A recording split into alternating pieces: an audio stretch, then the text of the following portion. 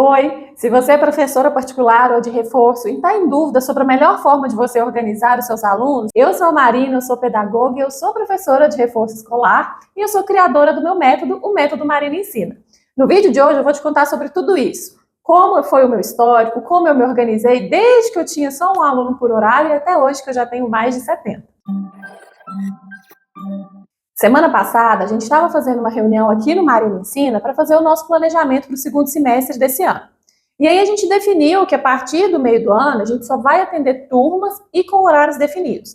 Então vai funcionar mais ou menos assim. Se uma mãe ou um pai me procurar para colocar o filho aqui comigo, eu já vou passar o dia e o horário reservado para essa turma e para o colégio em que ele estuda. Mas isso só aconteceu porque eu já tenho uma demanda que ela é muito grande de alunos, né? Eu já tenho muitos alunos, então para mim, por exemplo, já ficou meio inviável atender criança de alfabetização, né? Assim, crianças menores, por exemplo, no mesmo horário em que eu tenho adolescentes de 8º ano que estão fazendo lições de casa ou que estão ali estudando para a prova na sala ao lado.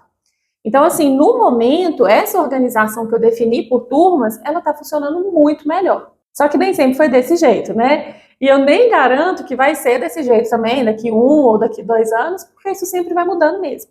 Então, a gente sempre vai precisar ir fazendo esses ajustes. Quando eu comecei a dar aula particular, eu tinha uma salinha pequena, comercial, e ali eu trabalhava meio período, enquanto eu ainda estava dando aula na escola que eu trabalhava na época. E lá naquela época, eu não tinha aluno suficiente nem para pagar o aluguel. Então, por exemplo, eu dava o reforço naquela sala, mas o meu reforço ainda não pagava aquela sala. Então, eu tirava uma parte do meu salário lá da escola para completar o valor do espaço. E assim, eu nunca vi isso como um prejuízo, sabe? Porque eu sempre encarei como um investimento. Eu fui trabalhando ali, né, nas minhas horas livres, porque a escola demandava muito tempo, para eu conseguir os meus primeiros alunos. No meu primeiro ano como professora particular, eu só tinha um aluno por horário. E aí era super tranquilo, funcionava muito bem, eu conseguia dar muita atenção, né, era o meu tempo todo ali para aquele aluno, só que financeiramente isso estava muito limitado para mim. E aí, com o tempo, isso foi começando a pesar, sabe? Porque eu não podia, por exemplo, passar a vida toda usando o meu salário de um outro trabalho para pagar o meu trabalho com reforço, né? Com o tempo, assim, depois que o tempo foi passando, começaram a surgir novos alunos, principalmente por indicação.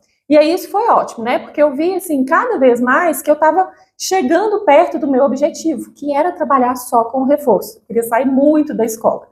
Então, assim, eu queria fazer isso, mas eu não me atentava tanto para a organização dos horários, sabe? Eu ia recebendo aquele monte de mensagem e aí eu ia encaixando onde dava. Às vezes eu colocava 2 alunos no mesmo horário, se eles tinham assim, mais ou menos a idade parecida, até que funcionava. Só que muitas vezes eu me adequava à agenda dos pais, e não a minha ou a idade dos meus alunos, sabe? E às vezes só colocava em um horário ali que tivesse vazio mesmo, que coubesse aquele aluno. No início, como eram poucos, funcionava. Se eu tinha, por exemplo, 2 alunos de idade diferente, eu conseguia orientar os 2, porque era só eu e os 2. Eu ensinava para um, aí eu pedia para ele ir fazendo os exercícios conforme eu tinha explicado, passava alguma revisão, e aí, enquanto isso, eu ia orientando o outro. Super tranquilo. Só que aí o meu número de alunos, ele foi crescendo mesmo, muito mais rápido do que eu estava esperando. E foi aí que começaram a aparecer os problemas. Eu passei a ter, no mesmo horário, por exemplo, às vezes 3, 4, depois 5 alunos de idades completamente diferentes, de escolas completamente diferentes. Aí o material era diferente, o conteúdo era distinto. Começou a ficar meio bagunçado, sabe? E aí isso começou a impactar demais no meu trabalho pedagógico. No dia a dia ali, começou a ficar uma bagunça. Eu não queria ficar, por exemplo, trocando os alunos de horário o tempo todo, porque isso mexe também com a rotina da família, né, que se prepara ali para levar a criança, e ia gerar muita insatisfação com o meu trabalho. Então aí eu pensei muito, tomei uma decisão muito importante, que foi de contratar uma professora auxiliar. E aí, assim, para mim isso foi um divisor de águas no meu trabalho. Eu tinha alugado uma sala, que antes era até um consultório, assim, de dentista, o que para mim foi bom, porque tinham 2 salas. Então, eu tinha ali uma sala grande de espera e eu tinha minha sala de atendimento. Eu transformei essa sala, que antes era um consultório, em 2 salas de aulas diferentes. E aí eu consegui manter os alunos diferentes no mesmo horário, só que aí eu consegui atender com qualidade. Enquanto eu atendia um grupo de idade similar, A outra professora, que era minha auxiliar na época, conseguia atender esse outro grupo. Por um tempo, isso foi bom porque me tirou daquele limite de ou eu atendo bem ou eu cresço. E aí eu consegui fazer as duas coisas. Consegui crescer e atender bem. Essa organização ela durou até 2025, que foi quando eu mudei completamente a forma como eu abri as minhas matrículas. Aí, a partir de 2025, em vez de ir deixando os pais escolherem o horário, encaixar na rotina das crianças, eu passei a organizar os meus horários antes de oferecer as vagas. Então, assim, eu já abri as vagas definindo quais horários que seriam para cada faixa etária. E aí eu já comunicava isso desde o início. É óbvio que sempre vão existir exceções, né? Sempre vão existir mesmo, não tem o que a gente faz. Nem tudo vai se encaixar perfeitamente da forma que a gente quer. E às vezes até acontece, por exemplo, de eu ainda ter alguns alunos que vêm só para fazer o dever de casa, ou só mesmo para estudar com mais autonomia, longe da televisão, longe das telas, e fazem isso aqui no meu espaço, enquanto a maioria dos alunos, eles são de outra faixa etária. Só que, no geral, eu tento manter essa organização ao máximo possível e eu só faço essas flexibilizações quando eu sei que não vai comprometer o funcionamento do restante. Para facilitar ainda mais esse processo, no início do ano, eu fui e criei um formulário de matrícula.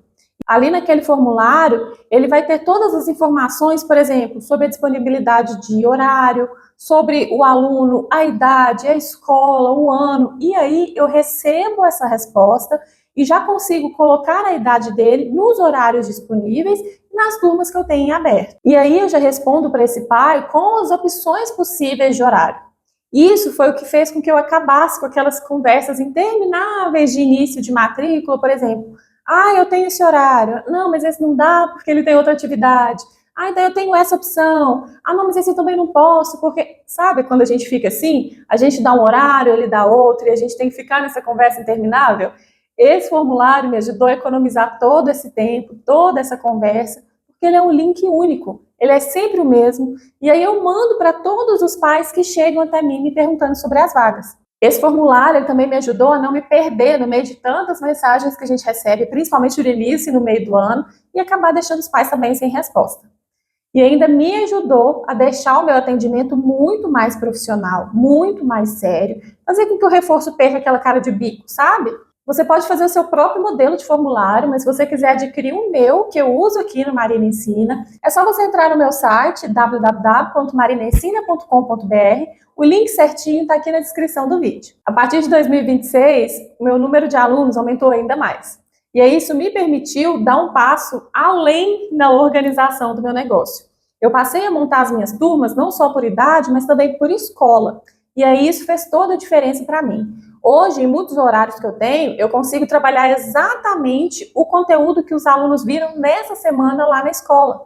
Porque eu sei o que eles estão estudando, porque eles estão estudando a mesma coisa, são da mesma sala na maioria das vezes. Os alunos aqui no meu espaço, eles têm o próprio caderno Marina Ensina.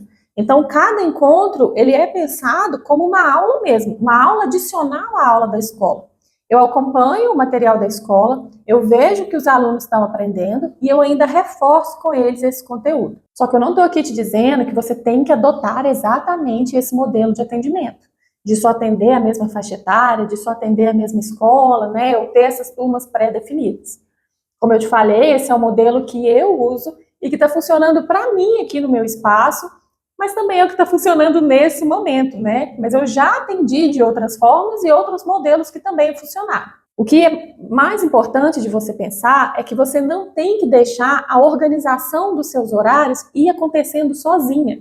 Porque no começo, eu sei como é que é. A gente vai aceitando tudo, a gente morre de medo de perder aluno, né? Dessa pessoa ir embora. Só que se desde o início você já está estruturada, você já tem um formulário, você já define horários, você já tem as suas aulas, você já tenta encontrar uma forma de organização que funciona para você, com o tempo vai ficar tudo muito mais leve, tanto para você, quanto para os alunos, quanto para as famílias. Então eu quero saber como que você organiza os seus alunos, como que é aí no espaço, como é a sua divisão dos seus horários.